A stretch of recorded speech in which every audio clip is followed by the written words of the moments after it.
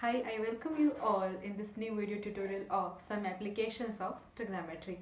Guys, in the last video I have covered all important questions of NCERT, but in this video I have taken few very important questions which contains many concepts of some applications of trigonometry. So let's start to our today's question, and in this video I will take four different variety of question which is not in your NCERT book, but it is very important as per your some applications of trigonometry. Basically ये जो questions है वो standard वाले बच्चों के लिए भी बहुत इंपॉर्टेंट है जो 10th में स्टैंडर्ड मैथमेटिक्स लेके पढ़ रहे हैं, बट ऐसा बिल्कुल नहीं है कि ये बेसिक्स वालों के लिए इंपॉर्टेंट नहीं है. This is equally important for basic people. Okay, so let's start today's question. My first question is, a vertical pole of length 8 meter cast a shadow 6 meter long on the ground. ठीक है, एक कोई पोल है guys, देखिए यहाँ पे. See, this is a vertical pole of length 8 meter. It is a vertical pole. Suppose it is A, B. Its length is 8 meter, and it's cast a shadow of 6 meter long on the ground. So guys, अगर यहाँ पे कहीं पे सन है तो इसका shadow कहीं इधर बन रहा होगा.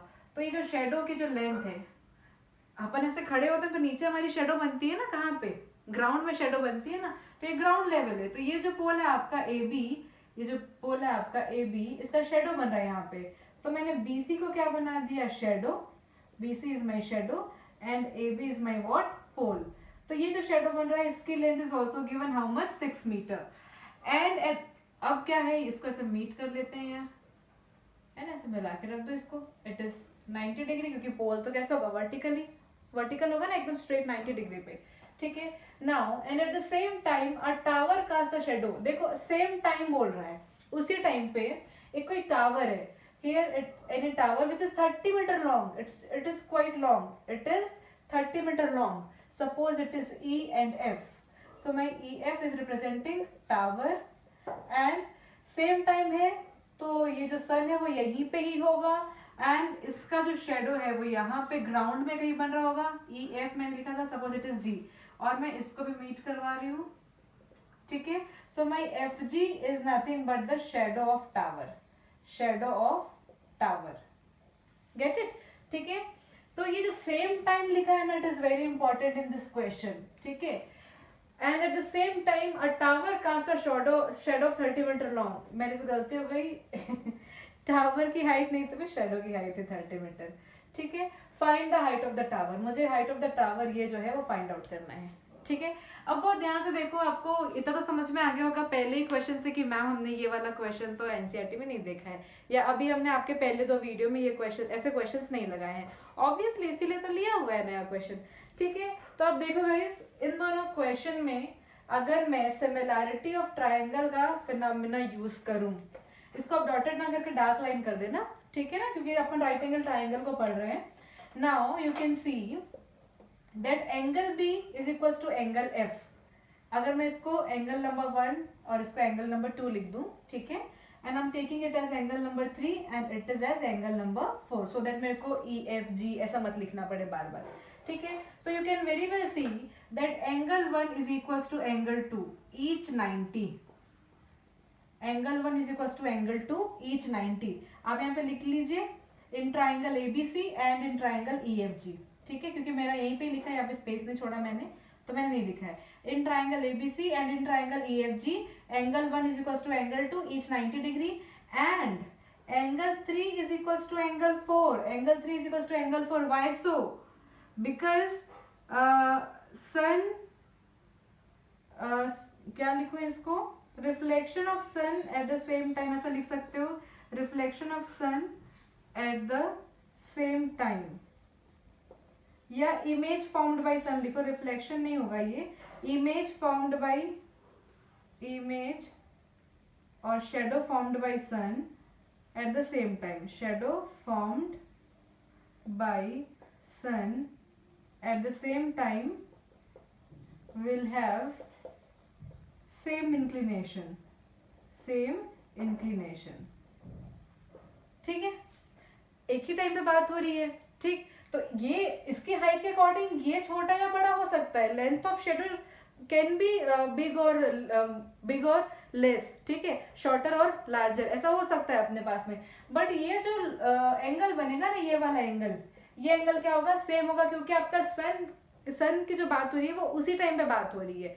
जिस टाइम पे आप यहाँ पे शेडो देख रहे हैं उसी टाइम पे आप यहाँ पे शेडो देख रहे हैं। तो सन की पोजीशन डिफरेंट नहीं है, सन सेम पोजीशन में है। ओके, तो ये वाला जो एंगल और ये वाला एंगल क्या होगा, सेम, कि सन जो है form the same shadow eight the same time, मतलब उसका इंक्लिनेशन क्या होता है, सेम होता है। ये लेंथ सेम होने की बात नहीं हो रही है, इंक्लिनेशन, उसका एंगल सेम होने की बात हो रही है। इस चीज को बहुत माइंड करना है। So angle 3 is equal to what, angle 4।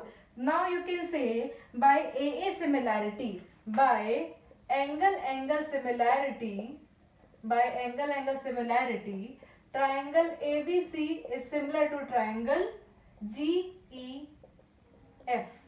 आपको दिख रहा है क्या, triangle ABC is similar to triangle GEF। समझ में आ गया क्या ये आपको सिमिलैरिटी, आप सब लोगों ने यही सिमिलैरिटी पढ़ा है, ठीक है। नाउ जब भी हमारे दो ट्राइंगल सिमिलर होते हैं, we know that the ratio of their respective sides are proportional, the ratio of their respective sides are proportional. So I'm taking base of the first triangle, it is BC, ratio of the respective side, तो BC का respective side क्या है, GF है, and it is equals to, क्योंकि हमको height चाहिए तो height लेनी ही पड़ेगी, AB of first triangle and EF of the second triangle। ये कहाँ से आया, ये आया आपके कंसेप्ट सिमिलैरिटी से, तभी तो हमने सिमिलर पहले प्रूफ किया दोनों ट्राइंगल को। Now you can C BC is having value 6, GF की वैल्यू हमको 30 मीटर्स पता है, AB 8 एंड EF की वैल्यू हमको फाइंड आउट करनी है, ठीक है। So it is 6 1s and 6 5s, 1/5 8 and it is EF। So EF will come this side, 5 and go multiplied with 8, so it is EF is equals to 5 into 8 and it is 40 meter। So this is your answer। कभी भी आपको ऐसे answer को यहीं पे नहीं लिख देना है, आपको लिखना है नीचे में one line, that the height of the tower is what, 40 meters। So I hope ये क्वेश्चन आप लोगों को समझ में आ गया होगा। बहुत ही आसान क्वेश्चन है, ठीक है। बस हमको दो ट्राइंगल बनाना है, सन का हमको शेडो दिखाना है, शेडो की लेंथ क्वेश्चन में गिवन है, हमको बस प्रूफ करना था कि पहले दोनों ट्राइंगल सिमिलर है, and by using the concept of similarity we will use that the ratio of the respective sides are proportional. तो हमने, या इक्वल बोल दो, प्रोपोर्शनल मत बोलो, इक्वल बोल दो, ठीक है। तो हमारा ये क्या हो गया, कंप्लीट हो गया। Let's come to the second question. Guys, let's have second question. The question is, a bridge across a river makes an angle of 45 degree with the river bank। ये आपका ब्रिज है, इट इज योर ब्रिज, ये आपका river है और यहाँ पे 45 degree angle बन रहा है, ठीक है। ये क्वेश्चन, ये फिगर गिवन है हमको क्वेश्चन में।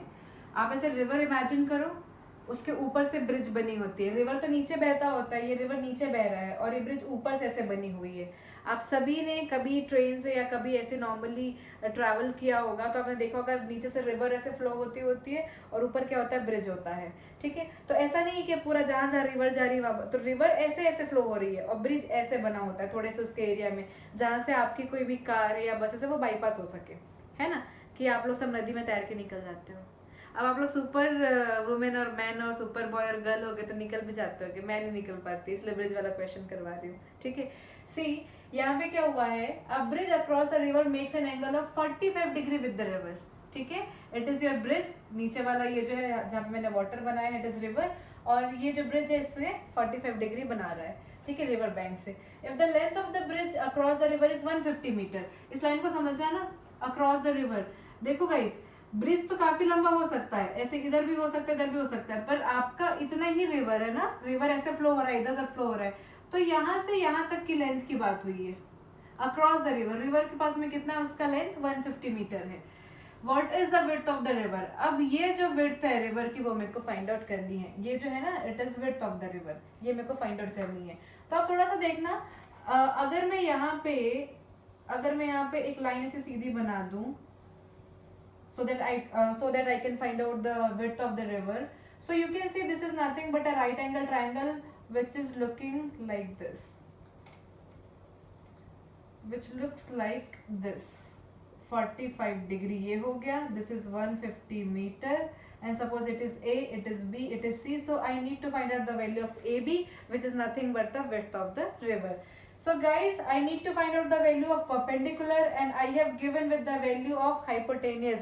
So perpendicular and hypotenuse comes in which ratio? It comes in sine. Okay. So I'm applying in triangle ABC. In triangle ABC, I'm taking sine theta. Here theta is how much? 45 degree. So sine 45 degree is equals to AB, perpendicular upon hypotenuse. ठीक है. So sine 45 degree की value कितनी होती है? 1/√2. जितने लोग को अभी तक टेबल याद नहीं हुआ है सबको पिटाई लगेगी. फटाफट आप लोग टेबल लर्न कर लीजिए. ठीक है. ए बी मेरे को नहीं पता है, ए बी को हम यहीं पे रखेंगे. And what is the value of A C? A C is 150 metre. So guys 150 को आप ट्रांसफर कीजिए. It is 150/√2 and it is A B. Now हमको पता है कि √2 को डिनोमिनेटर में या √3 को डिनोमिनेटर में करके हम कभी भी आंसर नहीं लिखते हैं, इरेशनल वैल्यू हो जाती है. So what I am doing, 150 into √2 upon √2 into √2. √2 को मैंने मल्टीप्लाई कर दिया, √2 को मैंने डिवाइड कर दिया. So my value will be 150 √2 upon ये कितना हो जाएगा 2. ठीक है. सो 2 1 जा 2 7 जा 2 5 जा 75 √2 metre is my answer. It means 75 √2 is the width of river. You can take √2 as 1.414 and 75 into 1.414 करके भी आंसर आ सकता है. कभी कभी किसी बुक में डेसिमल फॉर्म में आंसर गिवन है तो आप बिल्कुल पैनिक मत करिएगा. 75 into 1.414 करेंगे तो you will get the answer what ever is given anywhere. ठीक है. सो this is the question number 2. हमको क्या गिवन था? हमको एक रिवर गिवन था, रिवर के ऊपर ब्रिज गिवन था. ठीक है. रिवर के क्रॉस हमको ब्रिज की लेंथ गिवन थी एंड उसका इंक्लिनेशन भी गिवन था 45 degree. So guys it is a very good question and very easy question. ठीक है. बट इस तरह क्वेश्चन हमारे एनसीईआरटी में नहीं गिवन है तो आप देख सकते हैं, आप लोग के लिए नया. आप इसका स्क्रीनशॉट ले सकते हैं, आप मेरे वीडियो को डाउनलोड कर सकते हैं. Let's come to question number 3. Guys let's have question number 3. Very important and very good question.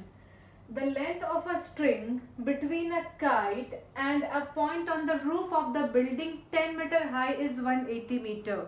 Question का ये जो line है it is very important to understand. ठीक है. ध्यान से देखो, आपके पास में कोई एक kite है जो कि उड़ रहा होगा कहाँ पे? स्काई में. ठीक है. और आपको पता है ना काइट, आप कभी ऐसा देखे हो क्या कि काइट ऐसे ऊपर उड़ रहा है और मैं सीधा इसके स्ट्रिंग को पकड़ी हूँ ऐसे और वो उड़ रहा है? नहीं ना. हमेशा कैसा होता है, हम ऐसे कुछ इंक्लिनेशन रहता है उसके स्ट्रिंग का हमारे हाथ से. ठीक है. लाइक हम कुछ इस तरीके से अपने काइट का वो जो क्या बोलते हो आप उसको, मांझा, उसको ऐसे आप पकड़ते हो और काइट ऐसे ऊपर स्काई में उड़ते रहता है, अपन ऐसे पकड़े होते हैं. ठीक है ना.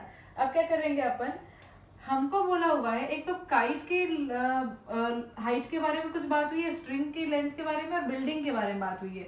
The length of a string between a kite and a point on the roof of the building 10 meter high is 180 meter. ठीक है. यहाँ पे ये जो इसका स्ट्रिंग है और यहाँ पे हमने क्या बना दिया, एक बिल्डिंग बनाया जिसकी हाइट कितनी है? 10 मीटर है. ठीक है. और तो सीधी सी बात है ये उसका ग्राउंड लेवल है, ये उस बिल्डिंग का क्या होगा? ये ग्राउंड लेवल होगा. और ये उसका क्या होगा? रूफ होगा. ये वाला पार्ट जो होगा वो क्या होगा? रूफ, छत. ठीक है. And it is what? It is ground level. और ये 10 मीटर हाइटेड एक बिल्डिंग है. ठीक है. तो इस रूफ के किसी भी एक पॉइंट पे, हमने पॉइंट सपोज ये वाला ले लिया है, हो सकता है रूफ इधर और बड़ा हो, हमको उससे कोई मतलब नहीं है.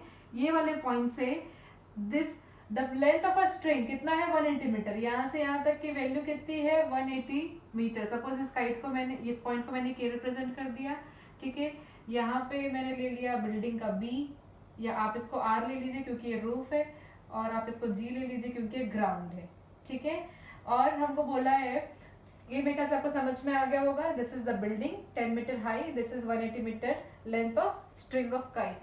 The length of a string between a kite and a point on the roof of the building. Suppose it is the point on the roof of the building, suppose it is P, है ना. और kite के बीच का जो string है वो कितना है? 180 मीटर. और height of the building is 10 metre high. If the string makes an angle theta with the ground level, okay, आप इस स्ट्रिंग को थोड़ा नीचे तक स्ट्रेच कीजिए भाई, ऐसे पीछे खींचिए इसको स्ट्रिंग को, और ग्राउंड लेवल पे थोड़ा सा फिगर और आगे से बनना था पर ठीक है एडजस्ट करते हैं अपन. ये मैंने ग्राउंड लेवल तक इस स्ट्रिंग को खींचा यहाँ पे, और वो कितना एंगल बना रहा है यहाँ पे? थीटा. यहाँ पे नहीं ना, ग्राउंड लेवल पे. मैंने ग्राउंड लेवल भी दिखाया है आपको. If the string makes an angle theta with the ground level, if theta ground level, such that tan theta की वैल्यू कितनी है 4/3। तो आप देखिए यार, सपोज इट इज के, इट इज जी, एंड अपन इसको ले लेते हैं एम, इसको ले लेते हैं एन। तो you can see in triangle के N G tan theta is equals to 4/3. It is given in question. It is given in question. आप देखिए इसने लिखा हुआ है, if the string makes an angle theta with the ground level such that tan theta is equals to 4/3, then what is the height of the kite from the ground? ठीक है, if this is the ground and this is the kite, तो मेरे को ये वाली height find out करनी है। It means kg मेरे को फाइंड आउट करना है। तो kg is nothing but kr plus rg। rg की वैल्यू 10 ऑलरेडी गिवन है, इसका मतलब पहले मेरे को kr फाइंड आउट करना होगा, then I will be able to find the whole value of kg। Okay, एक हिंट गिवन था kng का। अब देखो आप यहाँ पे ध्यान से, kng is a bigger triangle from where I can find out the value of tan theta for which I have given the value of tan theta is equals to 4/3. Now you can again see I have one small triangle over here. Guys, ये वाला जो line है ना पूरा hypotenuse है ना, थोड़ा मेरे से तिरछा हो गया, आप इसको पूरा सीधा खींचेंगे, ठीक है, आप बिल्कुल सीधा ड्रॉ करेंगे। So in triangle KPR I am taking in triangle KPR guys, मेरे को निकालना KR है, that is my perpendicular and I have given with the value hypotenuse, so the ratio of perpendicular and hypotenuse is sin theta। ठीक है, तो अब आप बोलोगे मैम sin थीटा कहाँ से आ गया, थीटा तो यहाँ पे था। अब देखो यार, ये ऐसी सीधी लाइन ऐसे बनी हुई ना, this is line ground, this is roof. ये अगर दो पैरेलल लाइन है ग्राउंड एंड रूफ, और अगर मैं एक कोई ऐसी लाइन बना देती हूँ इंक्लाइंड या transversal line, so whatever the angle making over here with the string and ground, ठीक है, whatever the angle has been made over here, तो ये सेम एंगल यहाँ पे भी बनेगा। ठीक है, कौन सा एंगल है, करस्पॉन्डिंग एंगल। कौन सा एंगल है, करस्पॉन्डिंग एंगल। तो अगर यहाँ पे थीटा है तो यहाँ पे वैल्यू कितनी होगी इसकी, theta. It means is string, और ये वाला जो रूफ है, क्योंकि आपको पता है, अपने घर को देखा है आपने कि ऐसा अगर आपका ग्राउंड है तो ऐसा ही रूफ भी होता है, पैरेलल होता है ना। किसी घर ऐसा है कि ग्राउंड लेवल ऐसा था, रूफ मेरा ऐसा था, नहीं होता कभी किसी का रूफ। आप अपने घर को देखते हो ना, ऐसे ग्राउंड होगा और ग्राउंड के ऊपर ऐसे रूफ होगा। ठीक है, उसी कंसेप्ट पे हम यहाँ पे बात कर रहे हैं। ठीक है, so if it is ground it is roof, और यहाँ पे एंगल अगर थीटा बन रहा है तो by the concept of corresponding angle ये भी क्या हो जाएगा, थीटा हो जाएगा। So in triangle KPR I will take sine theta is equals to KR upon KP। KR upon KP, तो KR की वैल्यू मुझे पता नहीं है, KP is nothing but 180 metre. लेकिन अब साइन थीटा भी मेरे को पता नहीं है, कैसे वैल्यू पुट करूं। तो आई am taking value from here. आप देखिए tan theta is how much, 4/3। तो गाइस जब tan theta is 4/3, it means it is nothing but perpendicular upon base. ऐसा मैंने आप लोग को अपने ट्रिग्नोमेट्री के फर्स्ट लेक्चर में पढ़ाया था। प्लेलिस्ट में है ट्रिग्नोमेट्री, आप वहां से जाकर के देख सकते हैं, मेरे डिस्क्रिप्शन बॉक्स में लिंक भी चेक कर सकते हैं। It means the value of perpendicular is 4k and base is 3k. So if I want to find out the value of sin theta, I need to find out the value of hypotenuse. So you very well know by the Pythagoras theorem, hypotenuse is equals to nothing but p square plus of b square. It means under root of perpendicular square plus base square. So the value of hypotenuse will be 16k square plus of 9k square. It means under root of 25k square. तो ये कितना आ गया यार, 5k. The value of hypotenuse is 5k. So according to this, sin theta will be perpendicular upon hypotenuse. It means 4/5. This is my equation number 1. Okay. So इस वाले triangle के concept से हमने क्या किया, sin theta की value लगा दी है, और इस वैल्यू को हम इक्वेशन नंबर 2 में क्या करेंगे, पुट करेंगे। ठीक है, तो अपन कर रहे हैं इन इक्वेशन नंबर 2 में put. So sin theta is nothing but how much, 4/5. It is KR by 180. KR by 180, मेरे को KR की वैल्यू निकालनी है, तो 180 को आप यहाँ ट्रांसफर करेंगे। 180 into 4/5 is equal to KR। तो गाइस 5 1 जा 5 3 जा 5 3 जा 15 और 3 और हुआ तो कितना हो गया, वो 6 जा 5 6 जा 30। ओके, 36 इंटू 4 कितना हो जाएगा, 4 6 जा 24, 2 4 3 जा 12 और 2 14। तो ये आ गई value 144 metre is equal to कितना आ गया, KR। लेकिन हमको सिर्फ KR नहीं चाहिए, हमको पूरा ग्राउंड से काइट की हाइट चाहिए। So this is 144 metre and this is 10 metre. मतलब ये पूरी हाइट कितनी हो गई guys, it is nothing but 154 metre. 144 plus 10, 144 plus 10। ठीक है, तो ये वाली हाइट हमारी कितनी आ गई है, 154 मीटर आ गई है। ठीक है, आप यहाँ पे नीचे स्टेप करके दिखाइएगा, यहाँ पे मेरे पास में प्लेस नहीं है।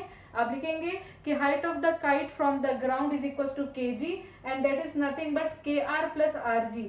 तो kr अपन ने निकाल लिया 144 और rg हमको पहले से गिवन था 10 metre, that was the height of building. तो 154 plus of 10 154 metre and this is the answer.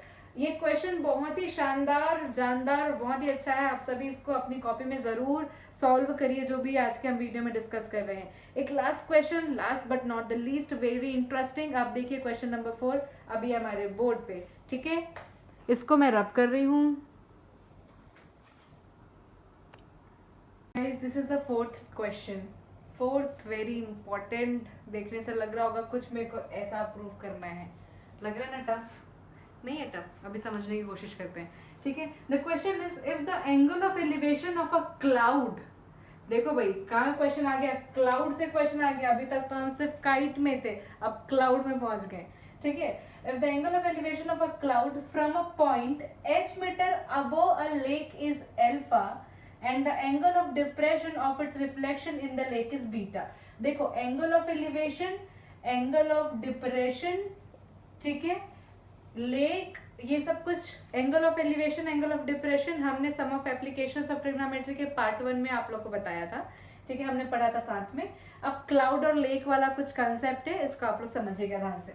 अब देखो ये आपका सपोज ये लेक का आपका सरफेस है ना, ये जो टॉप पे मैंने बनाया है, it is the surface of lake, और ये आपका लेक है। ठीक है, ये क्या हो गया आपका सरफेस ऑफ लेक। ठीक है, and it is your lake. अब क्या बोला उसने, if the angle of elevation of a cloud, अब यहाँ पे मैंने कुछ क्लाउड बना दिए हैं, cloud from a point h metre above a lake. अब अगर ये लेक का सरफेस है तो यहाँ से h मीटर की हाइट पे, यहाँ से h मीटर की हाइट पे सपोज ये वाला पार्ट, तो अब मैं इस पे, इस लेक के सरफेस से h मीटर की हाइट पे मैंने एक और लेवल बना दिया। ठीक है, ये नॉर्मल कोई h मीटर की हाइट पे ये कोई पॉइंट है। ठीक है, if the angle of elevation of a cloud, अब यहाँ से सपोज मेरी आंखें जो है वो इस एंगल ऑफ एलिवेशन मतलब will always look towards upside, right, ऐसे देखेंगे अपन, कोई चीज हमसे बहुत ऐसे ऊपर है तब वो क्या होता है एंगल ऑफ एलिवेशन। तो हमने क्या किया, हम यहाँ से अगर इस क्लाउड को देख रहे हैं तो ये वाला जो एंगल है इट इज अल्फा।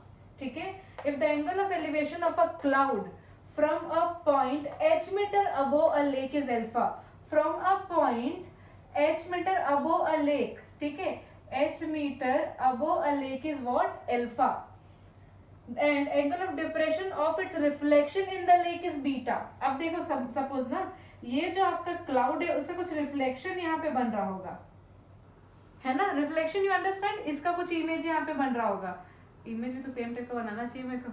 ठीक है, तो it is cloud and it is reflection of cloud, it is reflection of cloud which is making inside the lake. ठीक है, तो आपको बोला हुआ है हम जो यहाँ पे जिस पॉइंट पे खड़े थे h metre above from the surface of lake, angle of elevation alpha था एंड इसके रिफ्लेक्शन को देखेंगे तो एंगल ऑफ डिप्रेशन ये कितना है, बीटा है। एंगल ऑफ डिप्रेशन कितना है, बीटा। एंगल ऑफ डिप्रेशन के लिए मैंने बोला था ना, जब भी हम डिप्रेस होते हैं तो हम ऐसे हो जाते हैं, नीचे देखते हैं। ठीक है, तो अब नीचे की तरफ जो एंगल बनेगा that is angle of depression is what, beta. ठीक है, prove that the height of the cloud is, इतना मेरे को प्रूव करना है। अब सपोज करना ना, ये एक पॉइंट मैंने बना दिया यहाँ पे, it is point A, it is point B, ऐसा करते हैं इसको, it is point C and it is point D. Guys आप देखिए ये सरफेस है, इसको मैं एस लिख दी हूँ। ठीक है, तो सरफेस से यहाँ तक की हाइट मेरे को पता है एच, और मैंने इसको लेट कर लिया कितना, एक्स। ठीक है, आप देखिए ये कोई सरफेस है जो ये कोई हाइट है जो सरफेस ऑफ लेक से कितने मीटर ऊपर है, h मीटर ऊपर है, एंड यहाँ से क्लाउड कितने मीटर ऊपर मैंने लेट किया है, x मीटर, ये गिवन है, ये मैंने लेट किया है।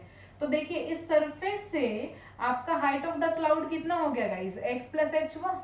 ठीक है ना, तो आपको मिरर वाला कंसेप्ट पता है कि अगर ये मिरर है, यहाँ पे मैं खड़ी हूँ, तो इतने ही दूरी उसके पीछे में, इतने ही डिस्टेंस में, जितने डिस्टेंस पे मैं हूँ इतने डिस्टेंस पीछे में मेरा रिफ्लेक्शन, मेरा इमेज बनेगा। क्या बनेगा, मेरा इमेज। इसका मतलब ये है कि अगर मैं इस SD की बात करूं, उसने पूछा क्या है, prove that the height of the cloud is इतना, तो हाइट ऑफ द क्लाउड कितना हो गया है, x प्लस एच। में को ये क्या करना है, फाइंड आउट करना है, x प्लस एच में क्या करना है, फाइंड आउट करना है। अब मुझे आप बताइए कि ये वाली हाइट कितनी होगी, एच डी कितनी होगी।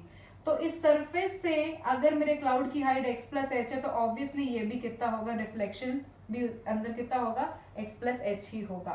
ठीक है, ये सरफेस ये है ना, ये सरफेस नहीं है, it is the horizontal level, it is the surface of lake, ये x प्लस एच का होगा, अंदर बनेगा। ठीक है, नाउ इन ट्राइंगल एबीसी, अब एक सबको फिगर समझ में आ गया, फटाफट देखिए। In triangle ABC, triangle ABC में देखिए, if I take tan alpha, tan alpha is equals to perpendicular upon base AC, perpendicular, this is the perpendicular and this is the base AC। अब in triangle ADC, आप इसको B है ना, आप इसको B dash भी कर सकते हो, क्या कर सकते हो, B डैश, क्योंकि ये उसका रिफ्लेक्शन है।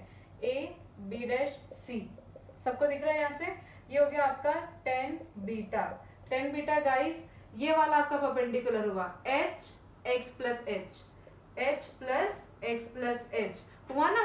ये पूरी हाइट लोगे ना आप यार, ये बी डैश सी लोगे, ये पूरा परपेंडिकुलर है, तो हाइट कितनी हो गई, h x प्लस एच, ये दोनों का ऐड करना पड़ेगा ना आपको इसके परपेंडिकुलर के लिए, क्योंकि आप ये बड़ा वाला ट्राइंगल ले रहे हैं, आप क्या कर रहे हैं, ये बड़ा वाला ट्राइंगल ले रहे हैं। ठीक है, एंड यहाँ पे भी क्या हो गया, ये AC हो गया। ठीक है, you can very well see that from here AC will be equals to x by tan alpha, है ना। आप AC को यहाँ रिप्लेस, यहाँ ट्रांसफर कर दिए, tan alpha will come in the denominator। So in the place of AC I can write, in the place of AC I can write x by tan alpha, x by tan alpha, यहाँ से अपन ने निकाल लिया यहाँ पर से, और ये x तो x ही रहा, h प्लस एच कितना हो गया, 2h हो गया। ठीक है, जस्ट ट्रांसफर इट हियर, तो ये कितना हो जाएगा, x tan beta upon tan alpha is equals to x plus 2h। ये जो पूरा पार्ट है वो उठ के यहाँ पे चला गया, तो ये हो गया x into tan alpha, x into tan beta और अपॉन में टेन अल्फा, और ये कितना हो गया, x प्लस 2h। ठीक है, so what is the value of x, x tan alpha, sorry tan beta upon tan alpha minus of 2h is equal to कितना आ गया, मेरा x आ गया। ठीक है, यहाँ तक सबको समझ में आ गया। अब गाइस या तो आप ऐसे कर लीजिए, बट या फिर हमको निकालनी किसकी वैल्यू है, x प्लस एच की वैल्यू निकालनी है, तो मैं ऐसे ना करके ये कर देती हूँ, x प्लस 2h को I am writing x plus H plus H. ठीक है, अब इस h को हम यहाँ पे ट्रांसफर कर देंगे, it is x ten beta upon tan alpha minus of x, और ये हो जाएगा आपका 2h। हम यहाँ से x की वैल्यू निकाल रहे हैं, ये हो गया आपका ten beta upon tan alpha minus of 1, पहले मैंने शायद h बोल दिया था गलती से, ये हो गया आपका tan beta minus of tan alpha upon हो गया टेन अल्फा, और ये हो गया आपका 2h। So what is the value of x, ये इधर चला जाएगा, x is equals to 2h into tan alpha tan beta minus of 10 alpha. So this is the value of x. We find from these two values, these two triangle, the relation from these two triangle. But you can see हमको पूछा है height of the cloud, तो height of the cloud हम surface से देखेंगे ना, तो height of the cloud सिर्फ x थोड़ी ना है, h भी है, x plus h करोगे तब आपको इस surface से height of the cloud find out होगा। So height of the cloud will be, height of the cloud is equals to x plus h, तो x की वैल्यू है 2h tan alpha upon tan beta minus of tan alpha plus कितना करना पड़ेगा h। ठीक है, so it will be 2h tan alpha plus of h tan beta minus of h tan alpha upon tan beta minus of tan alpha. ये कैसे आया, देखिए यहाँ पे h के डिनोमिनेटर में कुछ नहीं है, मतलब एलसीएम कितना है 1 है। अब एलसीएम कितना आएगा, tan beta minus of tan alpha, तो ये tan beta minus tan alpha किससे मल्टीप्लाई होगा, h से मल्टीप्लाई होगा। Now you can see that this is 2h tan alpha and it is h ten alpha, minus हो सकते हैं क्योंकि दोनों में सेम वेरिएबल है, तो ये कैसा दिखाई देगा, 2h minus of h will give you h tan alpha plus of ये कितना है h tan beta and upon tan beta minus of tan alpha. आप h को कॉमन कर लीजिए और h को कॉमन करने के बाद आप देखेंगे बिल्कुल वो ऐसा दिखाई देने लगा है। ठीक है, तो है ना बहुत ही आसान प्रूफ करने में, बस आपका जो मेजर कंसेप्ट है वो इस फिगर पे डिपेंड करता है। ठीक है, क्या किया अपन ने, ये सरफेस ऑफ लेक था, यहाँ से h हाइट पे अपन ने कोई पॉइंट लिया, यहाँ से अपन ने क्या किया, क्लाउड को देखा, वहाँ पे अल्फा एंगल बनाया, उसके रिफ्लेक्शन को अपन ने लेक में देखा और वहाँ पे बीटा एंगल बनाया। हमने एक बार ये वाला ट्राइंगल ले लिया, उससे 10 अल्फा की वैल्यू निकाली, एक बार ये वाला ट्राइंगल लिया, उससे 10 बीटा की वैल्यू निकाली। यहाँ से AC की वैल्यू को यहाँ पर रिप्लेस कर दिया और इस वाले इक्वेशन से हमने x की वैल्यू फाइंड आउट करी जो कि इतनी आई थी। ठीक है, बस कुछ नहीं करना है। हाइट ऑफ द क्लाउड कितना था, x प्लस एच, और हमने क्या किया, वहां पे x की वैल्यू को रिप्लेस कर दिया जो हमने फाइंड आउट किया था उस वैल्यू से, और हमने फिर इसको सॉल्व किया, will get the value this. ठीक है, so this question is very important and from with this question I'm going to end this video. And guys, thank you for watching my video. and हम जब next video में मिलेंगे तो हम एक नए चैप्टर के साथ मिलेंगे। यहाँ से हमारा पूरा एप्लीकेशन ऑफ ट्रिग्नोमेट्री खत्म हो गया है, और MCQs इस वाले टॉपिक से कम बनते हैं या नहीं बनते हैं, ट्रिग्नोमेट्री से ज़्यादा बनते हैं, नॉर्मल ट्रिग्नोमेट्री से, इसलिए हम इसका MCQ आपसे डिस्कस नहीं कर रहे हैं या कभी और आगे डिस्कस करेंगे। So will meet in the next video with the new topic, new chapter. तब तक के लिए do like my video, share my video and please subscribe to my channel. Thank you guys. Do like, share my video and please subscribe to my channel.